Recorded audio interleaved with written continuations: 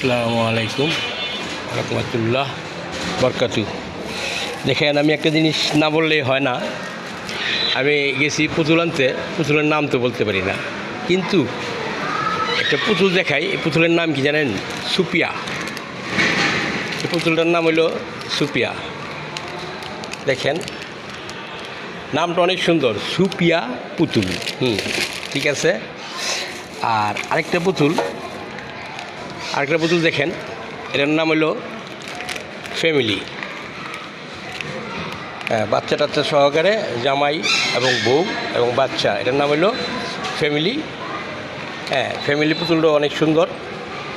নাম বলতে না পারলে কিনে আনতে পারবো না, এই হলো আমার সমস্যাটা। এবং